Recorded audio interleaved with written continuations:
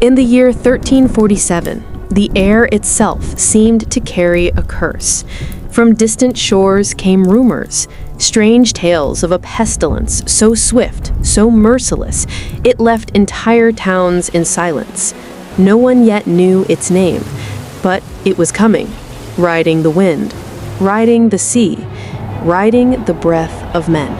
And when it arrived, Europe would never be the same.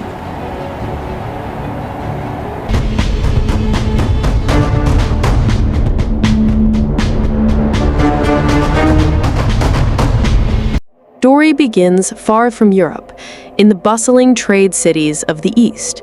For centuries, the Silk Road had carried treasures, silk, spices, gems, and stories. But in the mid-14th century, it carried something else, something invisible, yet more deadly than any sword. In the lands of the Mongol Empire, a sickness began to spread. It struck suddenly with fever and black swellings, buboes, that oozed and killed within days. Merchants fled, armies faltered, and yet the caravans kept moving. The plague traveled with them, unseen, unstoppable. In 1346, the Mongol army laid siege to Kaffa on the Black Sea, but something strange happened. The besiegers began to die in droves. Panic spread through the Mongol ranks. Their general made a grim decision. If they were dying, so too would their enemies. The Mongols loaded the corpses of the infected onto catapults and hurled them over Kaffa's walls.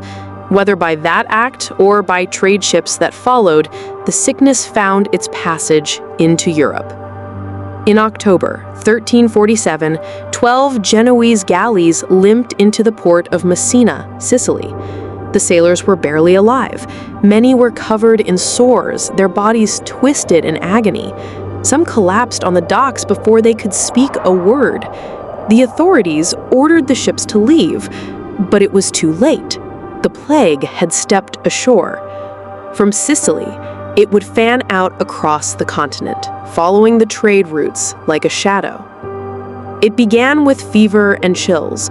Then came the swelling of the lymph nodes, the black buboes, painful, grotesque, often the size of an egg. The skin would darken, the body weaken, and within 3 to 5 days, death would come. In some, the disease attacked the lungs, pneumonic plague, spreading through coughs and breath, killing even faster. There was no cure, no escape. By early 1348, the plague swept through Italy, France, and Spain. It traveled faster than armies could march, faster than news could spread. Merchants unknowingly carried it to cities. Refugees fleeing it brought it to the countryside. It spared no one: peasants, nobles, priests, and kings. The scythe cut all the same. Europe's great faith, its anchor in times of fear, found itself shaken. Priests prayed, but they too died. Monks who tended the sick were buried alongside them.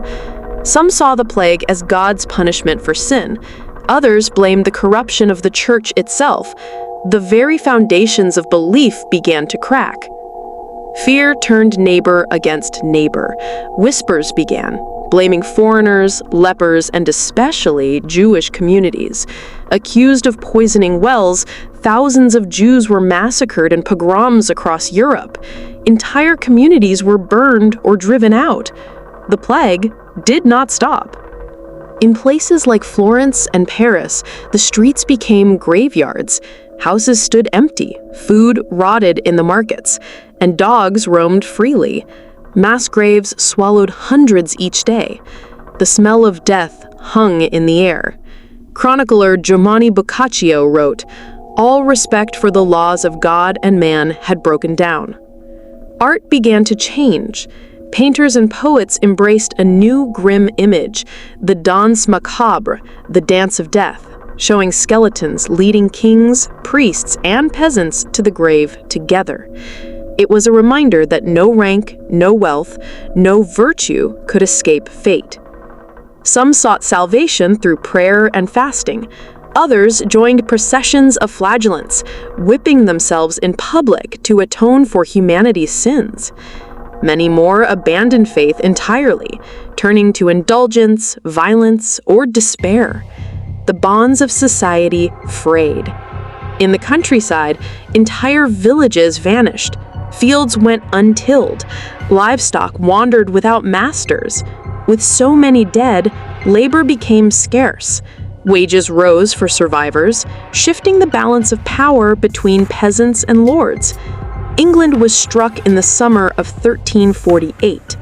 By 1349, the plague had reached London, killing so many that the living could not bury the dead fast enough. Ships rotted in the Thames. Bells tolled endlessly. 1 in 3, perhaps 1 in 2, would never see the next year. Travel halted. Trade crumbled. Wars paused not by peace treaties, but because armies could no longer stand.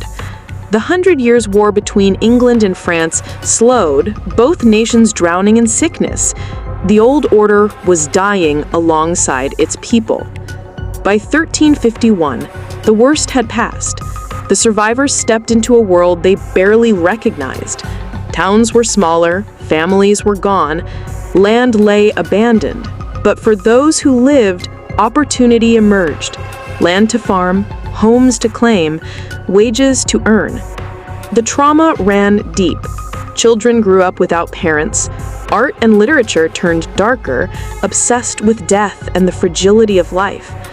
The church never fully regained its unquestioned authority, and the memory of the plague would linger like a shadow for centuries. Historians estimate that between 75 and 200 million people died worldwide during the Black Death. In Europe alone, 30 to 60% of the population perished. It was, and remains, one of the deadliest events in human history.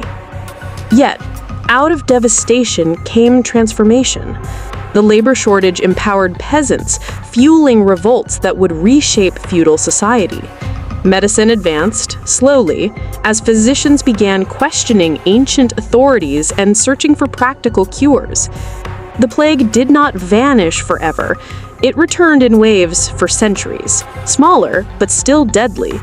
But never again would it strike Europe with such sudden apocalyptic force as in those first years. In 1347, death rode on the wind, and nothing could stop it. But humanity endured. The Black Death rewrote the story of Europe, not just in the number of its dead, but in the changes it left behind. It was a reminder of how fragile life is and how quickly the world we know can vanish.